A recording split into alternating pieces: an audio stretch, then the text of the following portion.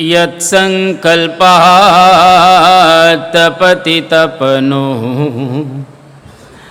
વાતિ વાત સમિંધે વહ નિર્ધત્તે ધરણીરુદધી લંઘતે નૈવ વેલાં સોયં શ્રીમાન નિખિલ જગતાં અંતરાત્માવતીર્ણો ધર્મં રક્ષન દિશતુ કુશલમ સ્વામિનારાયણો નઃ યદરોમ વિવરેલીના અંડાનાં કોટયઃ પૃથક તદક્ષરં ગુણાતીतं નમામ્યહં. ભગવતે શ્રી સ્વામિનારાયણાય નમો નમઃ. શ્રી અક્ષર પુરુષોત્તમાભ્યામ નમો નમઃ.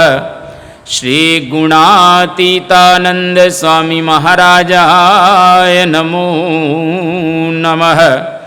શ્રી ભગતજી મહારાજાય નમો નમઃ. શ્રી શાસ્ત્રીજી મહારાજાય નમો નમઃ. શ્રી યોગીજી મહારાજાય નમો નમઃ. શ્રી પ્રમુખ સ્વામી મહારાજાય નમો નમઃ. શ્રી મહંત સ્વામી મહારાજાય નમો નમઃ.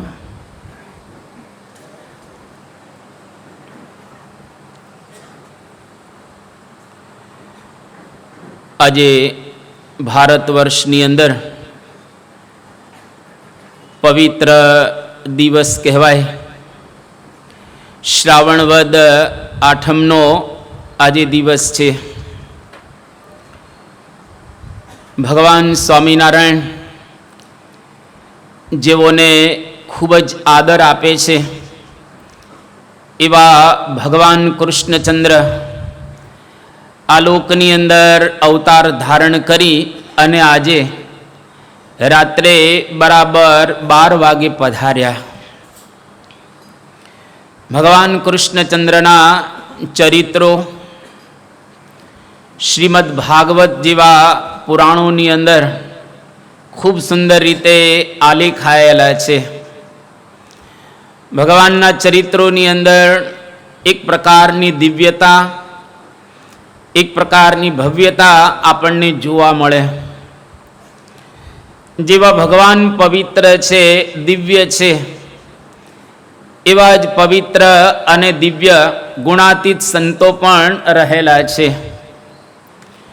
તો ગુણાતીત સંતનો પણ એવો જ જબરજસ્ત મહિમા બતાવવામાં આવ્યો છે.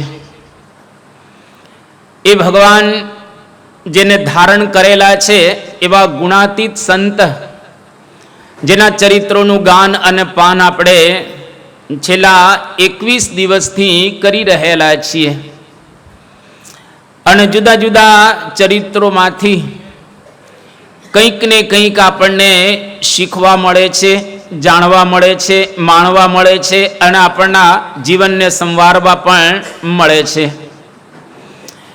એટલે પરમ પૂજ્ય મહંત સ્વામી મહારાજ આજે દિલ્હીની અંદર વિરાજમાન છે. તારીખ 22/10/2022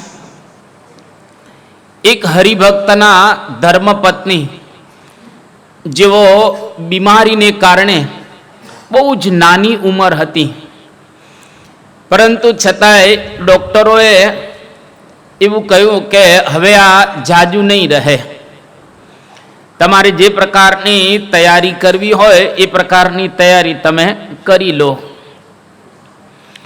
આ હરિભક્ત એકદમ જરા દુઃખી થઈ જાય છે, કારણ કે નાની ઉંમર છે અને જેનો સહારો જતો રહે એ ગ્રહસ્થને ખરેખર જીવવાનો એક આનંદ જતો રહે. એટલે પરમ પૂજ્ય સ્વામી બાપાની પાસે આ હરિભક્તે કહ્યું કે બાપા, મારા ધર્મપત્ની હવે ધામમાં જાય એ પ્રકારની તૈયારી રહેલી છે, હવે શું કરવું? સ્વામીએ આશીર્વાદ આપ્યા કે શ્રીજી મહારાજની ઉપર બધું છોડી દો. મહારાજ જે કરશે એ આપણા માટે સારું કરશે. શ્રીજી મહારાજ કોઈ દિવસ કોઈનું ખરાબ ન કરે. મહારાજની મરજી એટલી જ હશે તમારે બંનેને સાથે રહેવાની. આ હરિભક્તે બાપાને કહ્યું કે બાપા, દીકરો પણ ખૂબ નાનો છે, હજુ માતાનો પ્રેમ એને જેવો પ્રાપ્ત થવો જોઈએ એવો પ્રેમ પણ એને મળેલો નથી. આવા સંજોગોની અંદર હરિભક્ત બાપાને ખૂબ વિનંતી કરે છે અને બાપાને કે બાપા આપ માર્ગદર્શન આપો. સ્વામીએ કહ્યું કે શ્રીજી મહારાજ, ગુરુ હરિ પ્રમુખ સ્વામી મહારાજ અને યોગીજી મહારાજ બધું સારું જ કરશે, તમે ચિંતા ન કરતા. અને બાપાએ કહ્યું કે મહારાજ બધું સંભાળશે. એ વખતે હરિભક્ત કહ્યું કે બાપા, મારો તમે હાથ પકડો અને મારા હાથ પકડી અને આપ મારી સાથે જ રહેજો. જીવનમાં મારા ધર્મપત્ની તો જશે, પરંતુ તમારો સાથ હંમેશને માટે રહે એવી દયા કરજો, કૃપા કરજો, કરુણા કરજો. બાપાએ કહ્યું કે હા, અમે સાથે જ છીએ, તમે ચિંતા ન કરતા. અમે સાથે છીએ, મહારાજ પણ તમારી સાથે જ રહેશે, તમે બિલકુલ ચિંતા ન કરતા. કારણ બાપા સુંદર કહે છે કે ભગવાન કરતાય છે અને ભગવાન હરતાય છે. આપણા જીવનમાં જે કંઈ બની રહેલું છે તમામ શ્રીજી મહારાજની ઈચ્છા અને મરજી પ્રમાણે થાય છે. કરનારા પણ એ છે સારું અને હરનારા પણ એ જ રહેલા છે. જો કરતા ને હરતા બે આપણને સમજાય તો સ્વામી કે સ્થિરતા અને ધીરતા રાખી શકીએ. બલિયસી કેવલમ ઈશ્વરેચ્છા. ભગવાનની ઈચ્છા બળવાન છે, એમાં આપણું કોઈ દિવસ કશું ચાલે નહીં. ગઢડાની અંદર હાદા ધાધલના પુત્રી જેનું નામ મીણબાઈ. હવે આ મીણબાઈ કરિયાણાના અને ઉંડળ ખાચરની સાથે એમના લગ્ન થયેલા. પરણેલા પતિ એ હવે મૃત્યુ પામ્યા. હવે આવા સંજોગોની અંદર આ બેનની શું દશા થાય? પણ એ વખતે મહારાજ એમને ધીરજ આપે છે અને બહુ સુંદર હરિલામૃતની અંદર વાત કરવામાં આવી કે પ્રભુની ઈચ્છાથી થવાનું થાય, એનો નથી આ જગમાં ઉપાય. જ્ઞાની જનો ધીરજ તો ધરે છે, અજ્ઞાની તો રોઈ કુટી મરે છે. કે ભગવાનની ઈચ્છાથી બધું થતું હોય છે. જીવાળવા, મૃત્યુ પમાળવા એ બધું જ એના હાથમાં રહેલું છે. ધાર્યું બધું શ્રી હરિનું જ થાય. માણસનું કોઈ કર્તવ્ય જ રહેલું નથી. તમે જુઓ, માણસનું કંઈ ધાર્યું થતું જ નથી. આપણા હાથમાં જ કોઈ વસ્તુ રહેલી નથી. ઘણી વખત જો સાજા એકદમ હોય વ્યવસ્થિત રીતે અને ધામમાં જતા રહેલું. અહીંયા આગળ જ આપણે પ્રસંગ સાંભળ્યો ને, આપણા વલ્લભભાઈ કડથિયા, એમના ભાઈ ઘનશ્યામભાઈ હવે તો રાજસ્થાન જવાના હતા અને પેલું જ નામ એને નોંધાવી પાછું. અને તબિયત એકદમ સારી હતી, કોઈ પ્રકારે કશું નખમાં રોગ હોય એવું દેખાતું ન હતું. અંદર હશે તો ખ્યાલ નથી, પણ બહારથી તો કશું એવું દેખાતું ન હતું. 3-4 દિવસ પહેલા આપણી વચ્ચે હતા અને ધામની અંદર ચાલ્યા ગયા. રાજસ્થાનમાં જવાને બદલે શ્રીજી મહારાજની પાસે પહોંચી ગયા. તો ભગવાનની ઈચ્છાથી બધું થતું હોય છે. એટલે અહીંયા આગળ મીણબાઈના પતિ ધામમાં ગયા. બહુ સુંદર એ કહેવામાં આવ્યું કે આ લોકની અંદર પુત્ર, પરિવાર, માતા, પિતા, પત્ની, દીકરાઓ, દીકરીઓ એ બધા જ આપણે ઋણ સંબંધે ભેગા થાય કે પુત્રાદિ છે સૌ પ્રભુનો જ માલ, આપે અને લે વળી કોઈ કાળ, ઓછી તું આપ્યું ધન પાછું લેશે, શા માટે તેનો કરીએ કલેશ. ભગવાને આ બધું જ ઉછીનું આપેલું છે. સંસારની અંદર જેટલા કંઈ આપણે બધા ભેગા થઈએ છીએ, ઋણ સંબંધે ભેગા થઈ અને અંતે અળગા થાશે જ. એકબીજાની સાથે પૂર્વ જન્મમાં કંઈક ઋણ હોય, સંબંધ હોય એટલે ભેગા થાય, અને ઋણ કે સંબંધ પૂરા થાય એટલે પાછા છૂટા પડી જાય. ટૂંકમાં બધા જીવો રહેલા છે. અત્યારે જેટલા બેઠા છે તમામ, અને દુનિયામાં જેટલા કંઈ રહેલા તમામ જીવો છે, એકબીજા જીવ વચ્ચે કોઈ સંબંધ નથી, તમામ સંબંધથી રહિત રહેલા છે. હા, જીવને ભગવાનની સાથે સંબંધ છે, જીવ અને જગદીશનો બેયનો સંબંધ છે, પણ એક જીવને બીજા જીવની સાથે કોઈ પણ પ્રકારનો સંબંધ રહેલો નથી. છતાં પણ આપણે આલોકની અંદર આપણા ઘરે કોઈ આવે એટલે એની સાથે આપણને હેત બંધાઈ જાય, એની સાથે આપણને પ્રીતિ બંધાઈ જતી હોય છે. પણ ઘણી વખત આપણે કહેતા હોઈએ છીએ કે કોઈ કોઈનું નથી રે, કોઈ કોઈનું નથી રે. આ દુનિયામાં કોઈ કોઈનું નથી. પણ જે મહાપુરુષો છે, જે ભક્તો છે, જે ખરેખર ઈશ્વરની આરાધના કરનારા છે, એ લોકો એવું સ્પષ્ટ રીતે માને છે કે ખરેખર ભગવાનનું હતું ને ભગવાને લઈ લીધું. તમે કોઈકને વસ્તુ ઉછીની આપો, પૈસા વગેરે, અને સમય થાય એટલે તમને પેલો પાછું આપી દે. એમ ભગવાને ઉછીના દીકરા આપ્યા હોય, ઉછીના પિતા આપ્યા હોય, ઉછીની માતા આપેલી હોય, પણ જ્યારે સમય થાય એટલે ભગવાન બધું લઈ લેતા હોય છે. એનો ખરખરો, એની પાછળ શોક, એની પાછળ આપણે કોઈ દિવસ કરવા નહીં. ગરુડ પુરાણ ના પાડે છે. ગરુડ પુરાણ તો એવું કહે છે કે કોઈ ધામમાં જાય એની પાછળ તમે રડો ને તો જીવાત્માને ગમે નહીં. તમે એની પાછળ સત્કર્મ કરો, એની પાછળ કંઈક ઉત્સવ કરો, ભગવાનનું ભજન કરો, તો એ જીવાત્મા ખૂબ રાજી થાય. જો ભક્તોએ આવી સમજણ રાખી છે. નરસિંહ મહેતા તમે જુઓ, કેટલું સરસ કાવ્ય લેખો. જે ગમે જગત ગુરુદેવ જગદીશને, તે તણો ખરખરો ફોક કરવો. ભગવાનને જે ગમે એમાં આપણે રાજી રહેવું. રાજી હે જિસમેં તેરી મરજી હે. ભગવાન જેમાં રાજી એમાં આપણે પણ રાજી રહેવું. ભગવાન કરે તે ભલા માટે, મન શોક કરે તું શા માટે. ભગવાન જે કંઈ કરતા હશે, કોઈ દિવસ કોઈનું ભગવાન ખરાબ ન કરે, એટલું યાદ રાખવું.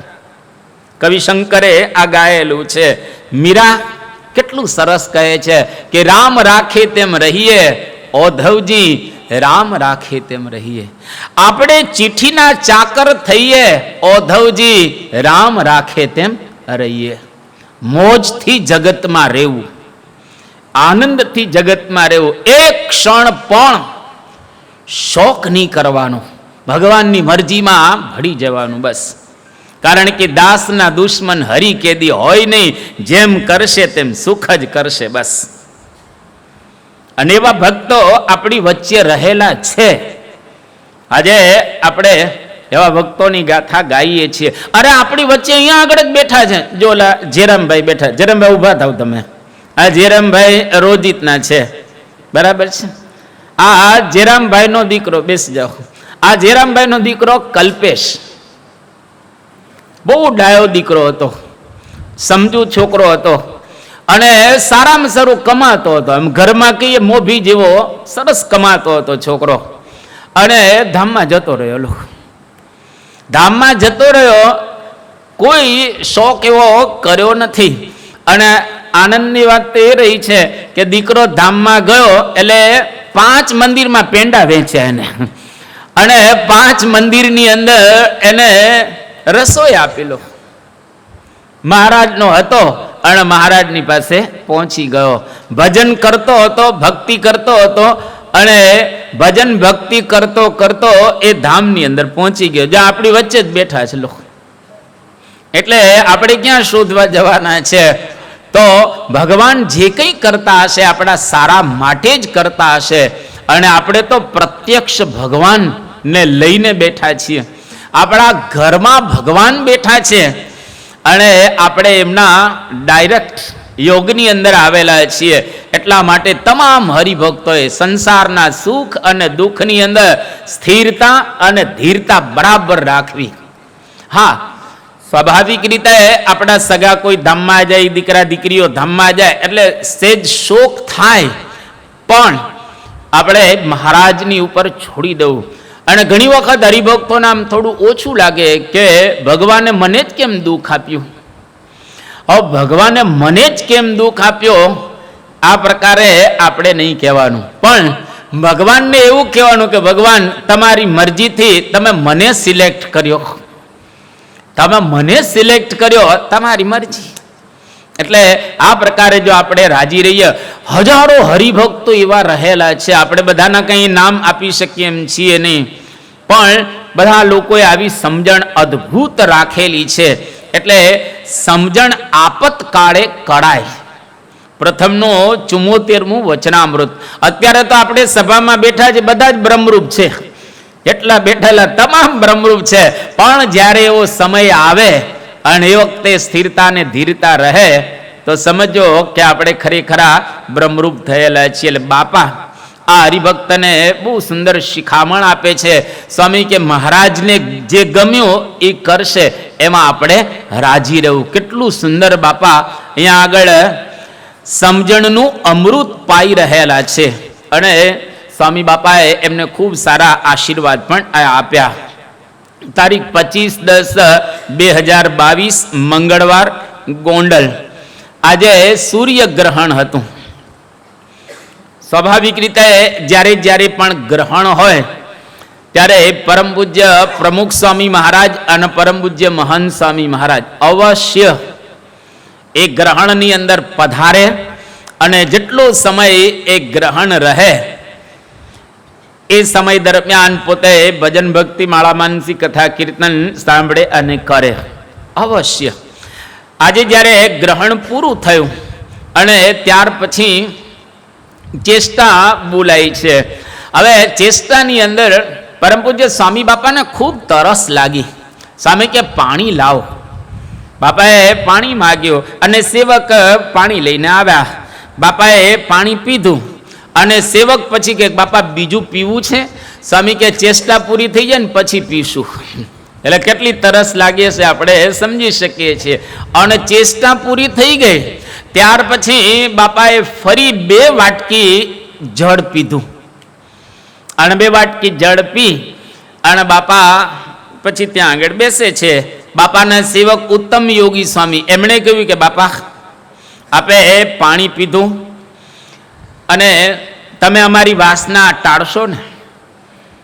ત્યારે પરમ પૂજ્ય સ્વામી બાપાએ આમ ઈશારો કર્યો, એટલે કે આટલામાં એમ કઈ વાસના ટળે નહીં. એટલે પેલા સેવક કહ્યું કે આમ થોડુંક બાપા થોડુંક 2-4 ટીપા પાણી પીઓ આપ અને અમારી વાસના ટાળી નાખો ને. ત્યારે બાપાએ કહ્યું કે એમ કઈ વાસના ટળે નહીં, એના માટે તો જુદા સાધન રહેલા છે. એટલે ત્યાં આગળ બીજા સંતો પણ બેઠેલા હતા. એમણે કહ્યું કે બાપા તમે સ્પેશિયલ કેસમાં અમારી વાસના ટાળો, અમે તમારી આજુબાજુ સેવા કરીએ છીએ એમ સ્પેશિયલ કેસમાં. ઘણી વખત નહીં આપણે આપણા સગાવાલા તમે લઈ લેતા હોઈએ છીએ આપણે કે આવી જા વાંધો નહીં, અને સ્પેશિયલ કેસમાં આપણે એને લઈ લઈએ. તો ત્યાં આગળ બીજા સેવક હતા વિનયપ્રિય સ્વામી કે બાપા તમે અમને સ્પેશિયલ કેસમાં લો. સ્વામી કે એમ સ્પેશિયલ કેસમાં ન લેવાય, એમ થોડું સ્પેશિયલ કેસની અંદર લેવાય. તારે વિનયપ્રિય સ્વામી કે બાપા થોડીક લાગવગ લગાવી અને અમને એકદમ, કારણ કે અમે તમારી આજુબાજુ જ રહેલા છીએ. સ્વામી કે બ્રહ્મરૂપ થવાના, અક્ષરૂપ થવાના એ સાધન જુદા રહેલા છે, એમને એમ ન થવા. એના માટે મહેનત કરવી પડે. બહુ સુંદર બાપા કહે, એના માટે મહેનત કરવી પડે. વાસના એમને એમ ટળે નહીં, એને ટાળવા માટે પ્રયત્ન કરવો પડે, મહેનત કરવી પડે. અને જો બરાબર પ્રયત્ન અને મહેનત કરીએ તો ખરેખર સ્વભાવ, વાસના, પ્રકૃતિ દોષો ટળે અને બ્રહ્મરૂપ આપણે થઈએ. બહુ પ્રસિદ્ધ સંપ્રદાયનો પ્રસંગ રહેલો છે કે પ્રેમાનંદ સ્વામી એક વખત ગઢડાની અંદર શ્રીજી મહારાજ વિરાજમાન હતા અને એક માતાજીનો ભક્ત ત્યાં આગળ આવ્યો, બહુ સુંદર ગાતો હતો. એટલે શ્રીજી મહારાજને કહ્યું કે હું તમને એક કાવ્ય સંભળાવું. મહારાજે કહ્યું કે સારું, સંભળાવો એક કાવ્ય. તો એને કાવ્ય સંભળાવ્યું મહારાજને અને શ્રીજી મહારાજ બહુ રાજી થઈ ગયા. કાવ્ય સંભળાવ્યું એટલે સરસ કાવ્ય હતું કે માણી તારા મોકની મરોડતા જોઈ લાજે મોક ચંદ્ર તણુ રે લોલ. મહારાજને હલક ગમી ગઈ. મહારાજ કે હલક સારી છે. તરત જ પ્રેમાનંદ સ્વામીની સામે મહારાજે ઈશારો કર્યો અને પ્રેમાનંદ સ્વામીને કહે છે કે સ્વામી, આ જ પ્રકારના તમે કીર્તન બનાવો. ના તો શીઘ્ર કવિ પ્રેમાનંદ સ્વામી. અને એ તરત મહારાજને કે સારું મહારાજ. અને પ્રેમાનંદ સ્વામીએ પણ તરત કીર્તન બનાવ્યો કે વંદો સહજાનંદ રસ રૂપ અનુપમ સારને રે લોલ, જેને ભજતા છૂટે ફંદ કરે ભવ પારને રે લોલ. આ કીર્તન બનાવ્યો એટલે મહારાજ બહુ રાજી થઈ ગયા અને મહારાજના આખા શ્રી વિગ્રહનું કેતા શરીરનું એટલું અદ્ભુત વર્ણન કર્યું છે પ્રેમાનંદ સ્વામી કે ખરેખર આપણને આનંદ થાય. અને મહારાજ એટલા બધા રાજી થઈ ગયા, એટલા બધા રાજી થઈ ગયા. વચનામૃતની અંદર પણ મહારાજ એનો ઉલ્લેખ કરે છે કે આવું જે સાધુને ચિંતવન છે એને તો આપણે દંડવત કરીએ તો પણ ઓછા છે. અને પ્રેમાનંદ સ્વામીને શ્રીજી મહારાજ કે પ્રેમાનંદ સ્વામી માગો માગો, તમારે જે જોઈએ તે માગી લો. પ્રેમાનંદ સ્વામી આવો સુંદર અવસર જુએ એટલે મહારાજની પાસે સરસ માગે છે કે મહારાજ, તમારી મૂર્તિ મારા હૃદયમાં અખંડ રહે, કેતા મને સાક્ષાત્કાર થાય. 24 કલાક તમારી મૂર્તિ મને હૃદયની અંદર દેખાયા કરે. તો શ્રીજી મહારાજ શું બોલે છે કે પ્રેમાનંદ સ્વામી, એના સાધન જુદા. રાજી અમે ચોક્કસ થયેલા છે તમારી ઉપર, પણ મૂર્તિ અંતરની અંદર દેખાય, સાક્ષાત્કાર થાય, ભગવાન બધી જગ્યાએ દેખાય, એ સાધન જુદા રહેલા છે. આ કયા સાધન? તો ગુણાદિતાનંદ સ્વામીએ એની વાતોમાં કહેલું છે કે શ્રવણ, મનન, નિધિધ્યાસ અને સાક્ષાત્કાર. આ મૂર્તિને જો અખંડ હૃદયની અંદર ધારણ કરીને રાખવી હોય, એનો સાક્ષાત્કાર કરવો હોય તો આ સાધન રહેલા છે. જો અહીંયા આગળ તમે 21 દિવસથી સાંભળી રહેલા છો, લગભગ ઘણા બધા ચહેરાઓ એવા દેખાય છે કે દરરોજ હોય છે, અમુક બદલાય છે પણ ખરા, પણ અમુક ચહેરાઓ દરરોજ દેખાય છે. એટલે આપણે આ શ્રવણ કર્યું, શ્રવણ કર્યા પછી મનન કરવાનું હોય છે. મનન એટલે શું? તો આપણે આટલું બધું સાંભળીએ, એમાંથી જેટલું આપણા અંગનું હોય, કેમ કે બધું આપણા અંગનું ન પણ હોય, જેટલું આપણા અંગનું હોય એટલું જુદું પાડીએ, એને કહેવાય મનન. અને જે જુદું પાડેલું હોય એને આપણે વારે વારે યાદ કર્યા રાખીએ, એને કહેવાય નિધિધ્યાસ. નિધિધ્યાસન એને વારે વારે આપણે યાદ કર્યા રાખવાનું. અને એક સમય એવો આવે કે આપણે વગર સાંભળે એ યાદ આવી જાય. સમજી લેવું, સાક્ષાત્કાર થઈ ગયો. અંદર વાસનાના મૂળ ટળી ગયા બધા જ, અને ભગવાન દેખાય. મધ્યનું 8મું વચનામૃત વાંચજો, એની અંદર મહારાજે કહેલું છે કે પોતાનું સ્વરૂપ જે બ્રહ્મ, એને વિશે પરબ્રહ્મ પુરુષોત્તમ નારાયણનો સાક્ષાત્કાર થાય ત્યારે જ્ઞાન યજ્ઞનો જ્ઞાન યજ્ઞનો અવધિ આવી ગયો. બસ હવે કંઈ સાંભળવાનું રહ્યું નથી. ભગવાન અંદર દેખાય, અનુભવાય. અને કાર્યાણીનું 7મું વચનામૃત. મહારાજે કહ્યું કે સ્થાવર જંગમ રૂપ સૃષ્ટિને વિશે જ્યાં તમારી દૃષ્ટિ જાય ત્યાં સર્વત્ર ભગવાન ભગવાનની અનુભૂતિ થાય. સમજી લેવું, જેના માટે આ પૃથ્વીલોક ઉપર આપણે આવ્યા હતા એ કાર્યક્રમ પૂરો થઈ ગયો. હવે બાકી બ્રહ્મરૂપ થવું, સાક્ષાત્કાર કરવો એ અઘરો છે. થોડુંક પાણી બાપાને આપણે પાઈએ અને એટલામાં બાપા આપણને કંઈ તરત બ્રહ્મરૂપ કરે નહીં. એના માટે બાપા કે સાધનો જુદા રહેલા છે. જેમ આપણા સંપ્રદાયમાં પ્રસિદ્ધ કીર્તન છે કે સેવે ભેગો રહે, કહે તેમ કરે તોય કારણ દેહ ન જાય, નિર્દોષ સર્વજ્ઞ અંતરાય ટાળે તો બ્રહ્મ દેહ પમાય રે. સખી જુઓ આ સ્વામી પુરુષોત્તમ પામી, રાખી ન ખામી સૌનાય પૂરણ કામ. જો ભેગો રહે, સેવા કરે અને કહે તેમ કરે. પાછું હવે આમાં શું બાકી રહ્યું? ભેગો રહે એટલે બાપાની સાથે જ રહેવાનું, હંસાઈ મહારાજની સાથે, અને પાછું સેવા કરે અને પાછું કહે એમ કરે. હવે આમાં તો બધું જ આવી ગયું ને. તો પણ કારણ દેહ ન જાય. પણ વાત કરવામાં આવી આગળ, ભલે ભેગો ન રહેતો હોય પણ નિર્દોષ જાણે, એકદમ શુદ્ધ અને પવિત્ર પુરુષ રહેલા છે, સર્વજ્ઞ જાણે અને અંતરાય ટાળે તો બ્રહ્મ દેહ પમાય. કેતા આપણે ભગવાનને પ્રાપ્ત કરી શકીએ, અંતરમાં ભગવાનનો સાક્ષાત્કાર થાય. જો પહેલું છે નિર્દોષ જાણે, એમાં કોઈ દોષ રહેલા નથી. સર્વજ્ઞ જાણે, હવે ખાલી સર્વજ્ઞ જાણે ને એમાં જ બધા પ્રશ્નોનું સમાધાન થઈ જાય. જો આપણે ભગવાનને સર્વજ્ઞ જાણીએ, સત્પુરુષને સર્વજ્ઞ જાણીએ તો ખોટો સંકલ્પ ન થાય. ખોટું કામ તો ન જ થાય પણ ખોટો સંકલ્પ આપણે કરી ન શકીએ, કારણ કે ભગવાન જાણે જ છે. અને અંતરાય ટાળે એટલે કપટ નહીં રાખવાનું. આપણી અંદર મહારાજે લોયાનું 5મું વચનામૃત લખ્યું છે. આ લોયાના 5મા વચનામૃતની અંદર નિષ્કપટ થવાની વાતો કરેલી છે. હવે અત્યારે તો બધા કંઈ બાપાને આપણે મળી ન શકીએ, કારણ કે સમુદાય ખૂબ મોટો થઈ ગયો. એક વખત એવો હતો કે સમુદાય નાનો હતો એટલે આપણે બાપાને પર્સનલ મળી શકતા હતા. હવે અમે સંતો અત્યારે લગભગ 1200ની નજીક પહોંચી ગયા છીએ. અમે પણ બાપાની સાથે ખાનગીમાં બેસી શકીએ એવો સમય હવે નથી રહ્યો. એટલા માટે કે બાપાની તબિયત, બાપાનો સમય અને સંતોની સંખ્યા વધારે થઈ ગયેલી છે. એટલા માટે હવે તમે લાખો હરિભક્તો બાપા પર્સનલ કઈ રીતે મળી શકે?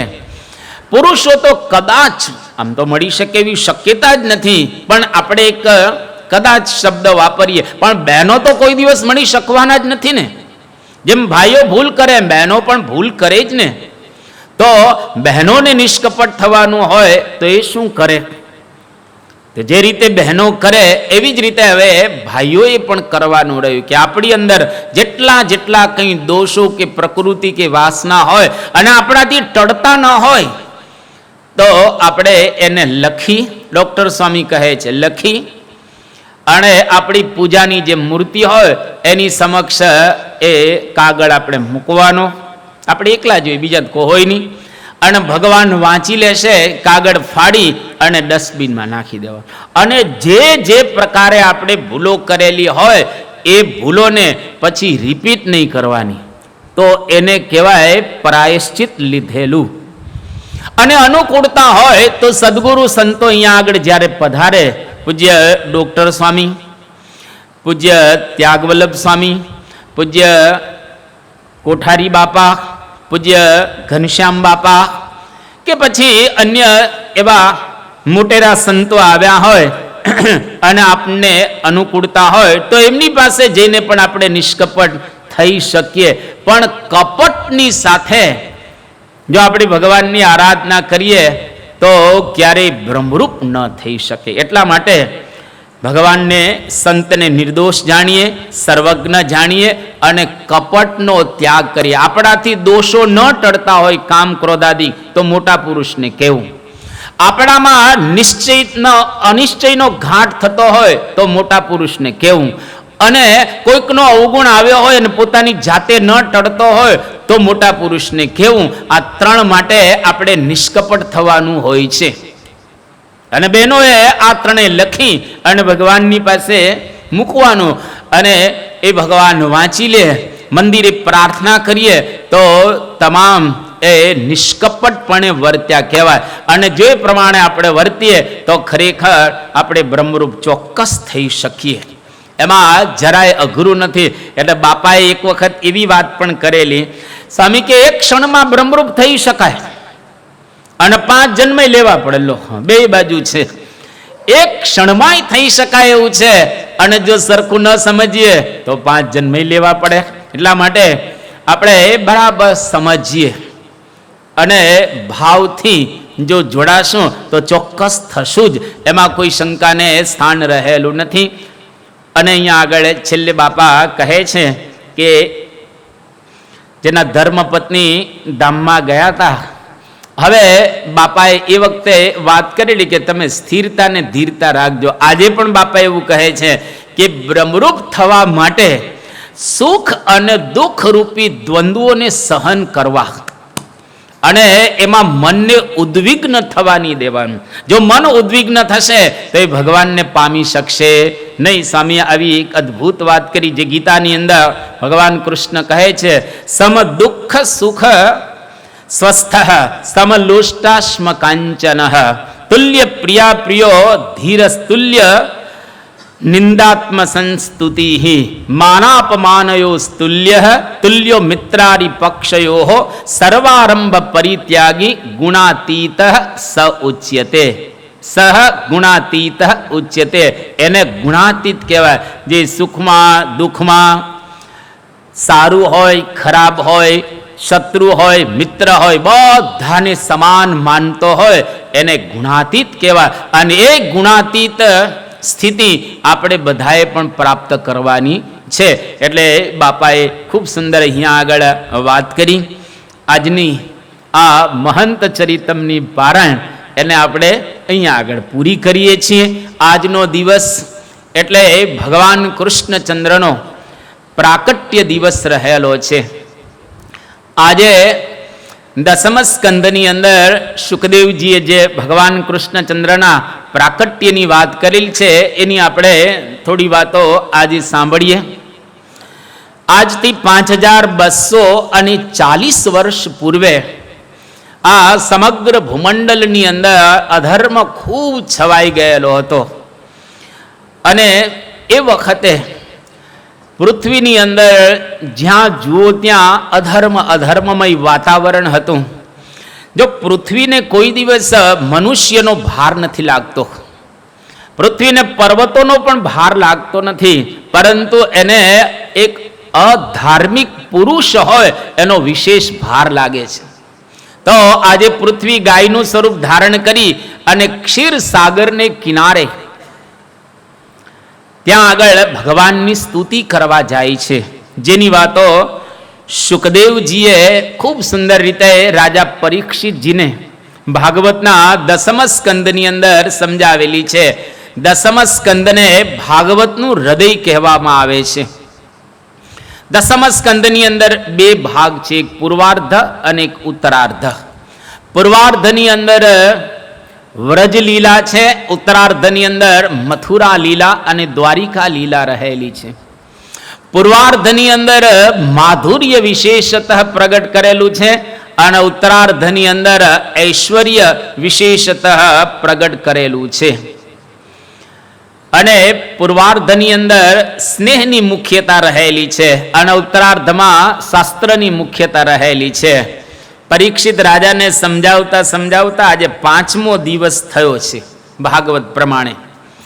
અને આજે ભગવાન કૃષ્ણના પ્રાકટ્યની લીલા 4 અધ્યાયની અંદર સંભળાવે છે શુકદેવજી. હવે શરૂઆતની અંદર સુંદર કહે છે અહીંયા આગળ કે પૃથ્વીને ખૂબ ભાર લાગવા માંડ્યો, કારણ કે પૃથ્વી પર અધર્મ ખૂબ વધ્યો.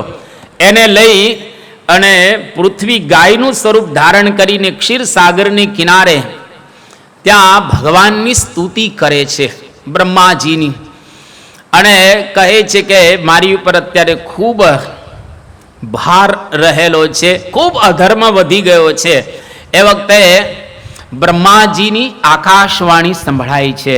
ત્યાં આગળ ઋષિઓ, મુનિઓ, સાધુઓ, સંન્યાસીઓ પણ બધા જ ઉપસ્થિત હતા. અને આકાશવાણી સંભળાણી કે વસુદેવ ગૃહે સાક્ષાત ભગવાન પુરુષ પરઃ જનિષ્યતે તત્પ્રિયાર્થમ સંભવંતુ સુરસ્ત્રીય. કે વસુદેવના ઘરે ભગવાન અવતાર ધારણ કરી અને આ લોકની અંદર પધારશે. જનિષ્યતે તત્પ્રિયાર્થમ, એની પ્રિયા, એના જે ધર્મપત્ની, એના માટે સુરલોકમાંથી એટલે કે સ્વર્ગમાંથી બધી સ્ત્રીઓ પણ અવતાર ધારણ કરી અને પધારશે. અને કહ્યું કે ભગવાનના મોટા ભાઈના રૂપની અંદર વાસુદેવ કલાનંત સહસ્રવદન સ્વરાટ અગ્રતો ભવિતા દેવો હરે પ્રિય ચિકીર્ષયા. કે ભગવાનનું કાર્ય સંપન્ન કરવા માટે શેષ નારાયણ સ્વયં અવતાર ધારણ કરી અને આ લોકની અંદર ભગવાનની સાથે આવશે. હવે આકાશવાણી સંભળાઈ અને બધા ઋષિઓ, મુનિઓ બધા પોતપોતાના સ્થાને ગયા. અને એ સમયની અંદર વસુદેવ જે શૂરના પુત્ર હતા, હવે આ વસુદેવના લગ્ન દેવકની પુત્રી જે દેવકી એની સાથે કરવામાં આવ્યા. હવે જ્યારે લગ્ન થાય છે વસુદેવ અને દેવકીના, એ વખતે કાકાની દીકરી કહેવાય. વસુદેવ એ કંસના જે પિતા અને બંને ભાઈ હતા, એટલે કાકાની દીકરીને રાજી કરવા માટે કંસ પોતે જ રથ ચલાવે છે. અંદર વસુદેવ અને દેવકી બંને બેઠા છે રથમાં, પરણેલા બંને છે. અને કંસને ઈચ્છા થઈ કે મારી બેન છે આ, કારણ કે કાકાની દીકરી બેન થાય, મારી બેન છે. એટલે જે રથી હતો, જે સારથી હતો એને ઉતારી દીધો. એ કે તું ઉતરી જા, મારે બેનને રાજી કરવી છે. એટલે પોતે રથ ચલાવવા માંડ્યો. અને રથ ચલાવતો ચલાવતો મથુરાના પાદર આવ્યો. અને જેવો પાદરમાં આવ્યો, બહાર આવ્યો, એ વખતે આકાશવાણી કંસને સંભળાણી કે અસ્યાસ્તમ અષ્ટમો ગર્ભો હંતાયામ વહસે બુધ. હે અબુદ્ધ, જે દેવકીને તું અહીંયા આગળથી લઈ જઈ રહેલો છે એ જ દેવકીનો 8મો ગર્ભ તને મારનારો નીવડશે. આ પ્રકારની જ્યારે આકાશવાણી કંસે સાંભળી એટલે કંસ તો રથથી નીચે ઉતરી ગયો અને વિચાર કરે છે કે આ દેવકીનો 8મો ગર્ભ મને મારશે ને આપણે દેવકીને જ મારી નાખીએ. દેવકીને મારી નાખીએ પછી એનો ગર્ભ ક્યાં આપણને મારવાનો છે. એટલે કંસ દેવકીનો ચોટલો પકડી અને મારવા તૈયાર થાય છે. એ વખતે વસુદેવજી કંસને સમજાવે છે કે જો કંસ, આ દેવકી તો તને નથી મારવાની ને, મારશે કોણ? દેવકીનો 8મો ગર્ભ. તો જેટલા જેટલા દીકરા કે દીકરીઓ થશે એ અમે તને આપી દેશું, તો આ દેવકીને છોડી દે. હવે આ પ્રકારે જ્યારે વસુદેવે સુંદર તર્ક આપ્યો અને પછી કહે છે કે જો અત્યારે 3 અવસર છે. એક તો વિવાહનો અવસર કહેવાય, વિવાહનો અવસર માંગલી કહેવાય, એમાં કોઈ દિવસ બેનને ન મરાય. બીજું, આ દેવકી તારી બેન છે, બેનને પણ ન મરાય. અને અબળા છે, બળ વગરની કહેવાય, એટલે એને પણ ન મરાય. એટલે તું એને છોડી દે. અને કંસના હૃદયમાં રામ વસ્યા. કંસે વિચાર કર્યો કે વાત તો સાચી છે. અને વસુદેવે કહ્યું કે જો કોઈ પણ માણસ છે ને મરે તો છે કંસ, એટલું યાદ રાખજો. અદ્યવા શતાંતે, આજે મરે અથવા તો 100 વર્ષ પછી મરે, પણ માણસ મૃત્યુ દેહવતામ, માણસનું મૃત્યુ નિશ્ચિત જ રહેલું છે, જેને દેહ ધારણ કરેલો છે. એટલા માટે આવા માંગલિક અવસરમાં તારે બેનને મારવી ન જોઈએ. જેટલા જેટલા પુત્ર થશે એ બધા હું તમને આપી દઈશ. કંસ કે સારું. દેવકી બચી ગયા. હવે વસુદેવ અને દેવકી બંને પોતાના મહેલની અંદર જાય છે. હવે પહેલો જ બાળક થયો, પહેલો બાળક થયો જેનું નામ કીર્તિમાન પાળવામાં આવ્યું. હવે આ કીર્તિમાન બાળક એને લઈ અને વસુદેવજી કંસની પાસે ગયા અને કંસ રાહ જોતો હતો કે બધાને મારી જ નાખવા, એકેને જીવતો નથી રાખવો, કારણ કે મારો કાળ છે 8મો, પણ નક્કી નહીં શું થાય, એટલે બધાને મારી જ નાખવા છે. અને આ વસુદેવજી લઈને ગયા બાળકને, અને જેવો કંસના ખોળાની અંદર બાળકને મૂક્યો, એકદમ માસૂમ બાળક, જન્મેલો તાજો. એ વખતે કંસને કહ્યું કે જો આ પેલો બાળક છે, અમે નામ એનું કીર્તિમાન રાખેલું છે, આપણી શરત પ્રમાણે અમે તને આપી દઈએ છીએ. કંસના હૃદયમાં રામ વસ્યા. એ કે આ તો પેલો છે ને. આકાશવાણીએ તો એવું કહ્યું છે કે 8મો તને મારનારો નીવડશે, આ પેલો જ છે. એને કહ્યું લઈ જાઓ, કંઈ વાંધો નહીં, તમે લઈ જાઓ ઘરે. ન માર્યો કંસે. અને વસુદેવ અને દેવકી લઈને આવ્યા ઘરે. એટલી શાંતિ, ઘાસ બચી ગયો બાળક આપણો. એવા સંજોગોની અંદર નારદજી ફરતા ફરતા આવ્યા. એકેય પુરાણ તમને એવું જોવા નહીં મળે જેમાં નારદ ન હોય. એકેય ઉપપુરાણ એવું નથી જેમાં નારદ ન હોય. એકેય ઇતિહાસ એવો નથી જેમાં નારદ ન હોય. અને નારદ દરેક જગ્યાએ ફરતા જ હોય. નારદનો ધંધો હું એ પછી કહું તમને, પણ એની પહેલા નારદજી સંત છે, અને સંત હંમેશા બધી જગ્યાએ ફરતા હોય છે. તુલસી એક સરસ ચોપાઈ લેખી છે કે મુદ મંગલ મય સંત સમાજુ જો જગ જંગમ तीरथ राजो राम भगति जहाँ सुर सरि धारा सरसाई ब्रह्म विचार प्रचारा मुद मंगल मय संत समाजु. કે સંતોનો સમાજ કેવો છે? આનંદમય સમાજ છે. બધી જગ્યાએ જાય અને બે કામ કરે. એક તો જે લોકો શોકમાં હોય એનો શોક ટાળે, અને બીજું કામ સંતો શું કરે? જે લોકો સ્વભાવની અંદર ફસાયેલા હોય કામ ક્રોધાદિક, એને ટાળે. આ બે કામ. હવે કંસ છે એની પાસે નારદજી આવ્યા અને લઈને આવેલા એટલા કમળનું પુષ્પ. પધારો નારદજી. દેવતાઓ એનું સ્વાગત કરે અને અસુરોય સ્વાગત કરે નારદજીનું. અને કંસે સ્વાગત કર્યું અને બધા સમાચાર આપ્યા કે વસુદેવજી પુત્ર લઈને આવ્યા હતા. 8મો બાળક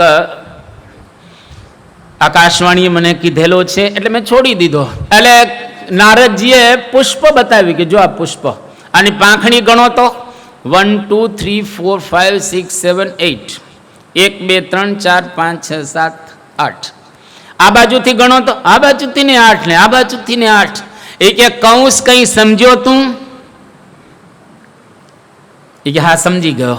શું સમજી ગયો? એ કે પેલોય મારે ને છેલ્લોય મારે, કઈ નક્કી નહીં. કે આ બાજુથી ગણો તો પેલો 8મો થાય ને આ બાજુથી ગણો તો છેલ્લો. અંકા નામ વામતો ગતિ.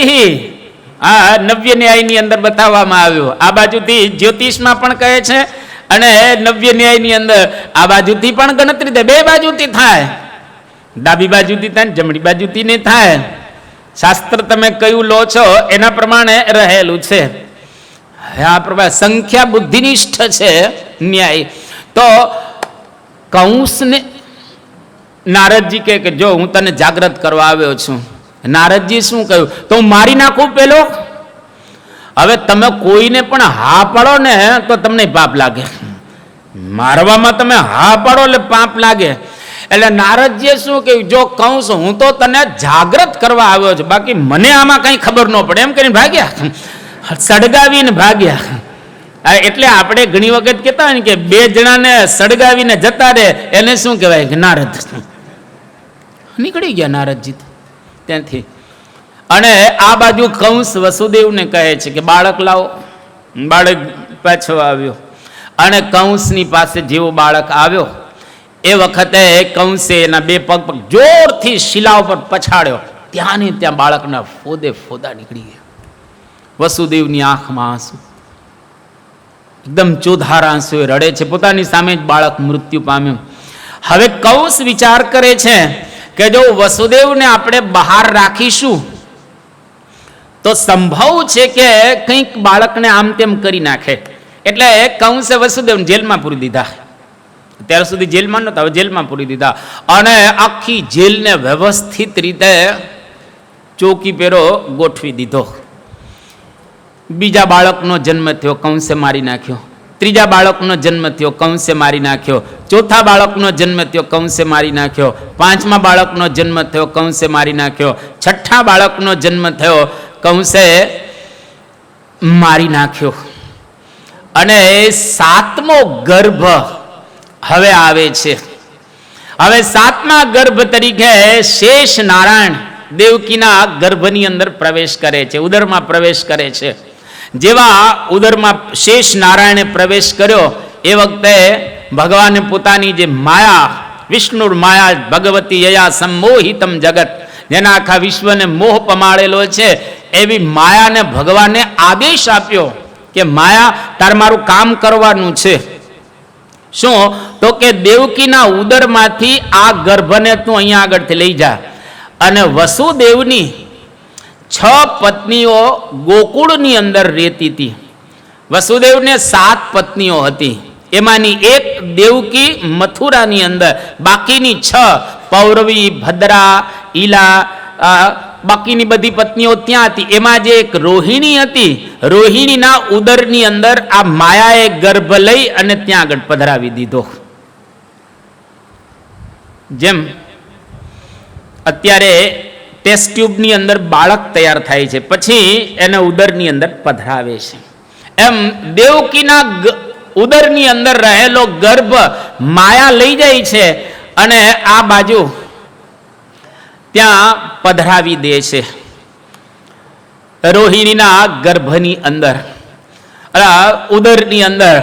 અને ભાદરવા સુદ છઠનો દિવસ આવ્યો ત્યારે ત્યાં ગોકુળની અંદર રોહિણી થકી બાળકનો જન્મ થયો, જેનું નામ રોહિણી અથવા તો બલરામ. 7મો આ પુત્ર વસુદેવનો. હવે 8મો આવવાનો છે. આવા જો કંસને સમાચાર આપવામાં આવ્યા કે દેવકીનો જે 7મો ગર્ભ છે એ સરી ગયો, સ્રવી ગયો, જેને સાવ સાદી ભાષામાં આપણે કે કસુવાવડ થઈ ગઈ. બરાબર ને? સાદુ ભાષામાં આપણે કે કસુવાવડ થઈ ગઈ, એટલે ગર્ભ સરી ગયો એમ. તો હવે કંસ એકદમ એલર્ટ થઈ ગયો, કારણ કે હવે 8મો આવવાનું, જે આકાશવાણીએ કહેલું છે એ હવે પ્રગટ થવાનો છે. એટલે ઓર ચોકી પર ટાઈટ કરી દીધો, વ્યવસ્થિત રીતે બધું બરાબર, તાળા બાળા મોટા લગાડી દીધા, આખી જેલને, આ બધા જેલરોને જાગૃત કરી દીધા. વસુદેવ અને દેવકીને ઉપર 24 કલાકનો ચોકી પહેરો. આ બાજુ જે ગોકુળની અંદર રોહિણી થકી જે બાળકનો જન્મ, એ આંખ જ ખોલતા નથી. બાકી સામાન્ય રીતે બાળક આંખ ખોલે, પણ આ આંખ ખોલતા નથી બલરામ. કેમ?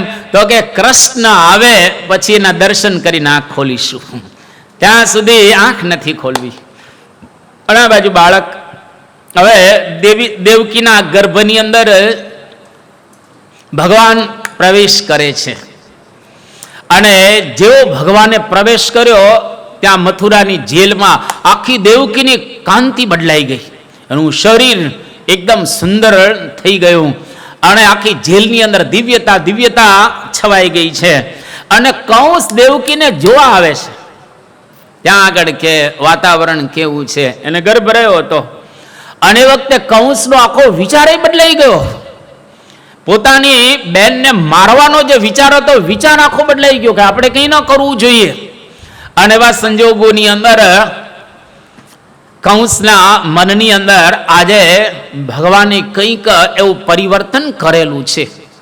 પણ આપણે જેમ કહીએ ને કે કસ્તુરી કો ક્યારો કિયો ઓર કેસર કી બની પાંજ, પાनी दिया गुलाब का आखर प्याज ही प्याज.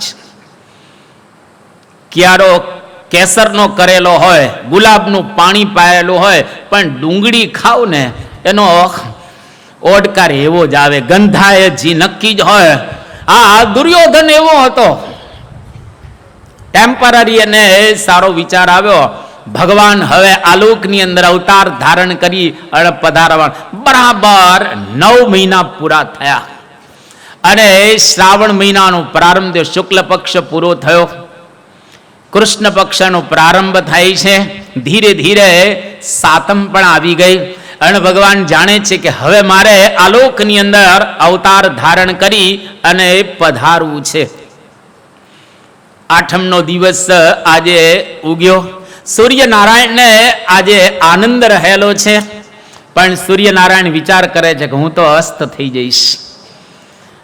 અને ચંદ્રનારાયણ પ્રગટ થયા. એ વખતે સમગ્ર ભૂમંડળની અંદર આજે આનંદમય વાતાવરણ છવાઈ ગયેલું છે. નદીઓના નીર નિર્મળ થઈ ગયા છે અને વૃક્ષો બધા આજે જાતે હલી રહેલા છે. બરાબર રાતના 11 વાગ્યાનો સમય થયો, આખું વાતાવરણ બદલાઈ ગયું જેલનું.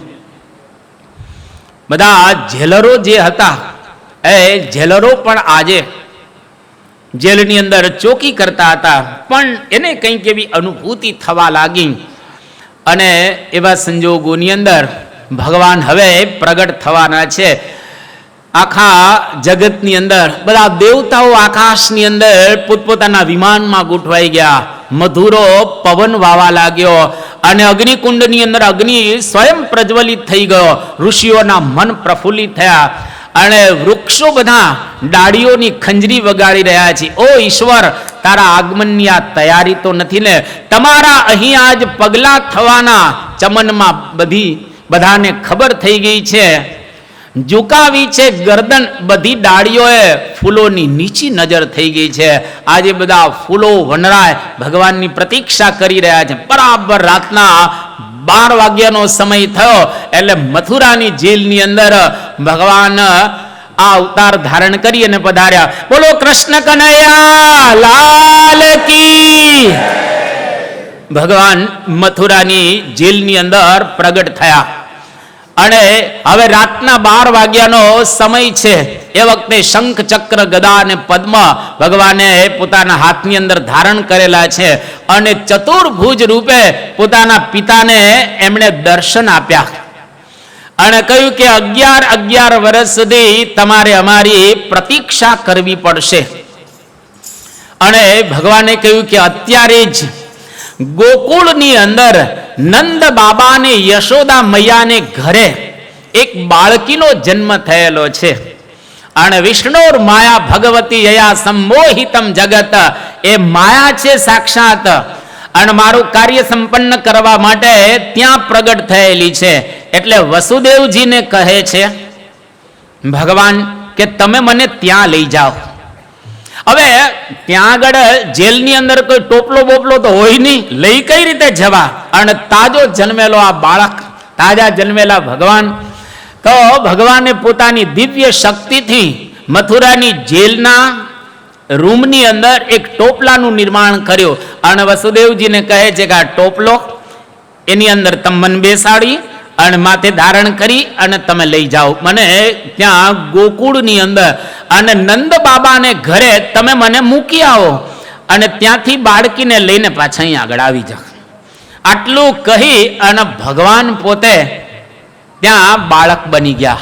એની પહેલા એને ચતુર્ભુજ રૂપ ધારણ કર્યો અને વસુદેવજીને આ સૂચના આપી. હવે જેવા ભગવાન પ્રગટ થયા, આખી જેલની અંદર બધા જ જેલરો ટપોટપ સૂઈ ગયા બધા જ, અને તાળા જેલના ઉઘડી ગયા. કારણ કે આ ભગવાન છે, જે ધારે એ કરે, પ્રભુ પલમાં ચાહે સો કરે, સમર્થ શું ન કરે. તો જેલની અંદર વસુદેવજી આ ટોપલાની અંદર ભગવાનને મૂક્યા અને ટોપલો ઉપર મૂક્યો. જેવો ટોપલો ઉપર મૂક્યો બધા તાળા ખુલી ગયા અને વસુદેવજી બહાર જઈ રહ્યા છે. ક્યાં? ગોકુળમાં. હવે રસ્તાની વચ્ચે યમુના મૈયા આવ્યા. યમુના મૈયાને વિચાર થયો કે મારે ભગવાનના દર્શન કરવા છે, એટલે યમુનાના નીરા મૂછે આવ્યા અને વરસાદ વરસવાનો પ્રારંભ થયો. એ વખતે ભગવાન વિચાર કરે છે કે વરસાદ એટલે પલળી જશે. મારા પપ્પા કહેતા પિતાશ્રીને પણ આ તકલીફ, એટલે શેષ નારાયણના રૂપમાં ભગવાને ત્યાં ફેણ આમ પ્રસારી અને ભગવાન અને પોતાના પિતાને ત્યાં આગળ વરસાદથી બચાવે. છત્રીના રૂપમાં શેષ નારાયણ ત્યાં રહેલા છે.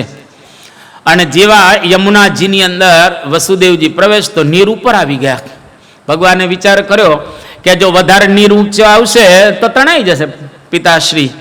એટલે યમુના મૈયાને ત્યાં ઉપર ટોપલામાં બેઠા બેઠા ભગવાન ત્યાં ચરણ લાંબુ કરે છે અને યમુનાજીને પહેલું સુખ આપ્યું ચરણ સ્પર્શનું. અને યમુનાના નીર નીચે બેસી ગયા, સામા કિનારે ગયા.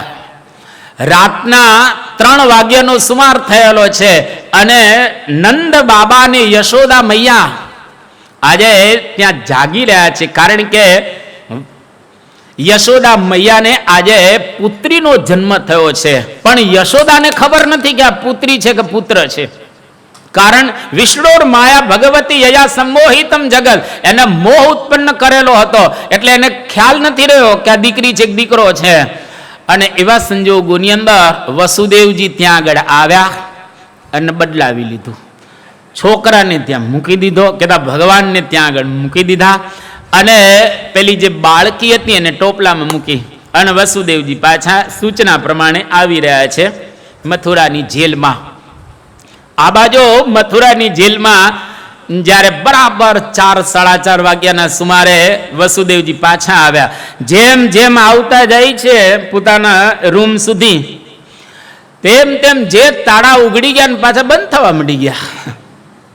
એટલે બહુ સરસ વલ્લભાચાર્યજીએ સુબોધીની ટીકા લખી છે ભાગવત ઉપર. ભાગવતને વલ્લભાચાર્યએ ચતુર્થ પ્રસ્થાનમ કહેલું છે. એટલે પ્રસ્થાનત્રય આ ચોથું વલ્લભાચાર્યની અંદર, વૈષ્ણવોની અંદર. વલ્લભાચાર્ય કહે છે કે જો આપણે ભગવાનને ઉપર રાખીએ તો તાળા ખુલી જાય અને ભગવાનને મૂકીએ અને માયાને ઉપર રાખીએ તો તાળા બંધ થઈ જાય. એટલે ભગવાનને ઉપર રાખવા જેથી કરીને તાળા ખુલે. ભગવાન જેવા આવ્યા મથુરાની જેલમાં અને એ વખતે જેવો ટોપલો ભગવાન તો ત્યાં પહોંચી ગયા. જેવી માયા આવી મથુરાની જેલમાં અને તરત રડવા માંડે છે ત્યાં આગળ માયા.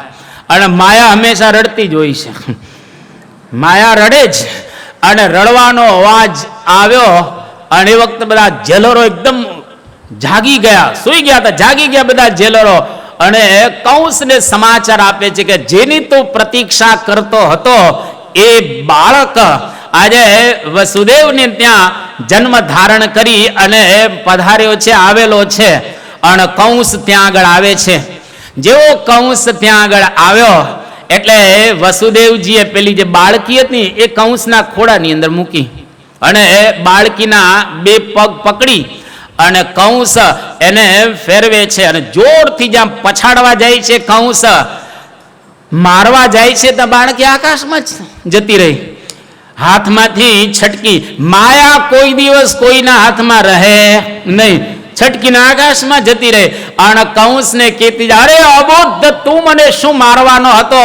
તને મારનારો આ પૃથ્વી પર જન્મ ધારણ કરી અને આવી ચૂકેલો છે. જ્યારે આ પ્રકારે માયાએ કહ્યું એ વખતે કંસ વિચાર કરી રહેલો છે. અને એવા સંજોગોની અંદર આ બાજુ જેમ મથુરામાં સવાર થાય એવી રીતે ગોકુળમાં પણ સવાર થાય. અને ગોકુળમાં જ્યાં સવાર થયું એ વખતે નંદ બાબાને ઘેર જશોદા મૈયાના આજે ગોદની અંદર બાળક ત્યાં રમી રહેલા છે. અને એ બાળકના રૂપમાં આજે બ્રહ્માંડ નાયક ભગવાન પુરુષોત્તમ નારાયણ એ અવતાર ધારણ કરી અને આજે પધાર્યા છે. એટલે નંદના આંગણાની અંદર યશોદા મૈયાને ત્યાં બાળકનો જન્મ થયો એટલે નંદ ઉત્સવ કરે છે, જેને આપણે નંદોત્સવ કહીએ છીએ. અને બધા ત્યાં આગળ ગુવાળો ભેગા થાય છે, આહીરો ભેગા થાય છે અને ત્યાં જબરજસ્ત ઉત્સવ કરે છે. અને બધા જોર જોરથી ગાવા લાગે છે. આપણે પણ ગાશું કે નંદ ઘેરા નંદ ભયો, નંદ ઘેરા નંદ ભયો, નંદ ઘેરા નંદ ભયો, નંદ ઘેરા નંદ ભયો, જય કનૈયા લાલ કી वसुदेव को નહીં કનૈયા લાલ કી वसुदेव को लालो भयो જય કનૈયા લાલ કી नंद घेरा नंद भयो જય કનૈયા લાલ કી हाथी घोड़ा पाल थी જય કનૈયા લાલ કી हाथी घोड़ा पाल थी જય કનૈયા લાલ કી नंद घेरा नंद भयो જય કનૈયા લાલ કી वसुदेव को लालो भयो જય કનૈયા લાલ કી वसुदेव को लालो भयो જય કનૈયા લાલ કી हाथी घोड़ा पाल थी જય કનૈયા લાલ કી गोकुल में आनंद भयो જય કનૈયા લાલ કી गोकुल में आनंद भयो જય કનૈયા લાલ કી जय कन्हैया लाल के જય કનૈયા લાલ કી वसुदेव को लालो भयो જય કનૈયા લાલ કી नंद घेरा नंद भयो જય કનૈયા લાલ કી बोलो कृष्ण कन्हैया લાલ કી કૃષ્ણ કનૈયા લાલ કી વસુદેવને ત્યાં ભગવાન પ્રગટ થઈ અને આજે નંદ બાબાની ઘેર પધાર્યા તો આજે ગોકુળની અંદર જબરજસ્ત આનંદ રહેલો છે અને આજે આપણે પણ અહીંયા આગળ આનંદ કરી રહેલા છીએ અને એક આનંદનું આપણે કીર્તન માણીશું અને ત્યાર પછી આજે આપણને ભગવાનના પ્રાકટ્ય નિમિત્તે આરતીનો પણ લાભ પ્રાપ્ત થશે જે આગળ બેઠેલા વડીલો એ તમામને આરતી પ્રાપ્ત થશે અને પાછળ આપણે જેટલા બધા રહેલા છે પોતપોતાના મોબાઈલની અંદર ફ્લેશ હશે તો ફ્લેશ દ્વારા પણ આપણે ભગવાનની આરતી કરીશું આજની આરતીનો જબરજસ્ત મહિમા રહેલો છે આજે આપણે અહીંયા આગળ આ નાના નાના ભૂલકાઓ એ નંદોત્સવ કરવા માટે આવેલા છે તો હવે આપણે કીર્તનના આધારે નંદોત્સવને માણીએ.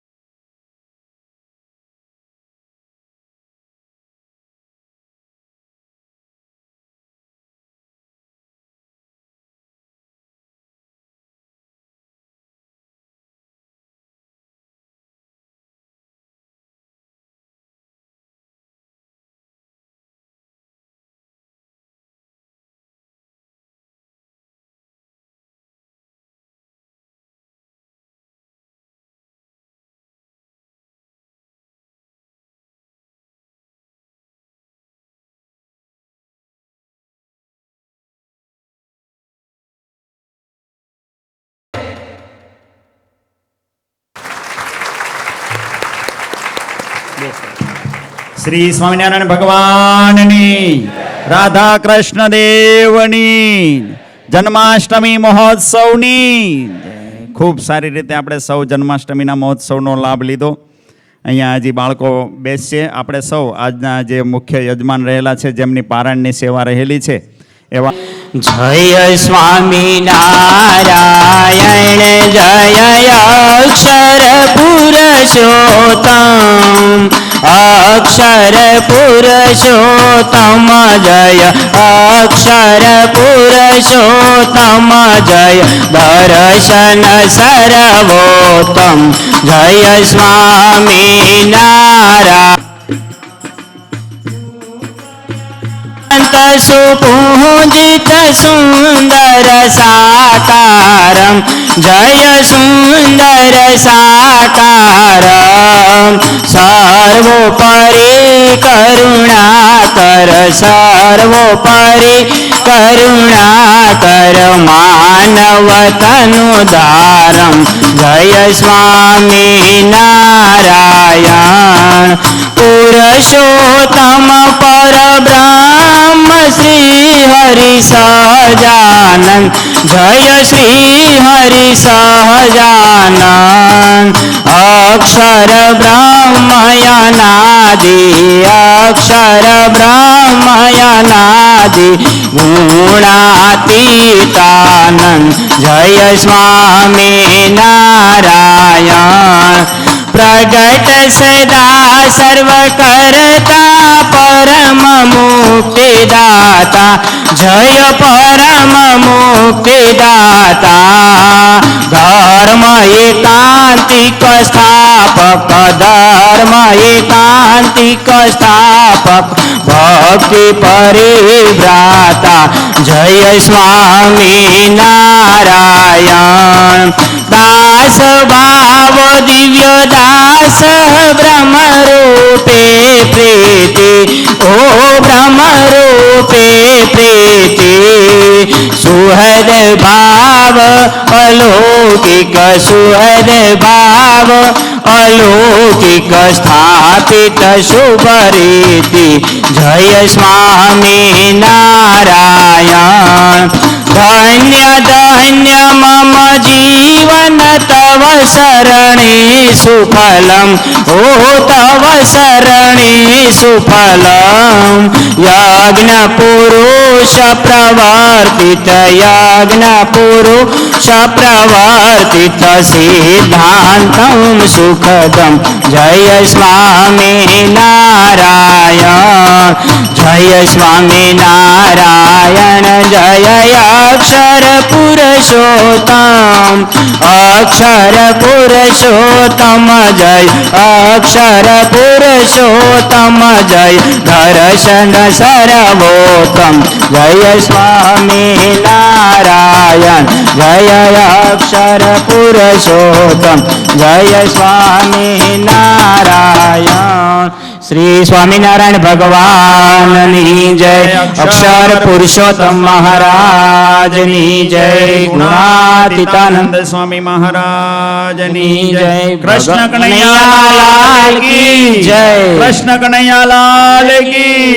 કૃષ્ણ કનૈયાલાલ કી ભગતજી મહારાજની શાસ્ત્રીજી મહારાજની યોગીજી મહારાજની પ્રમુખ સ્વામી મહારાજની મહંત સ્વામી મહારાજની સુરત અક્ષરધામ મહોત્સવની કાર્યકર સુવર્ણ મહોત્સવની.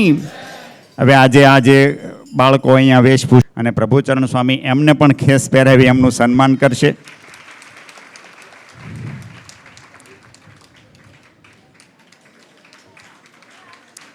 આપણે સૌ તાળીઓથી આ બાળકોને વધાવીએ.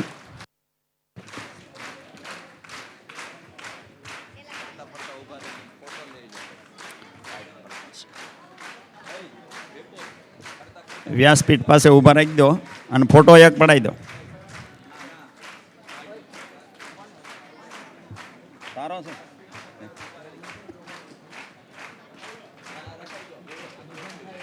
વ્યાસપીઠ આજુબાજુ ગોઠવી દો.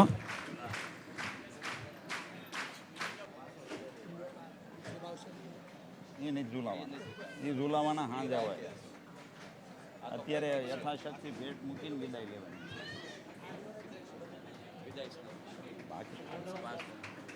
આપણે સૌ સભાની અંદર પોતાનું સ્થાન જાળવી રાખશું. શ્રી સ્વામી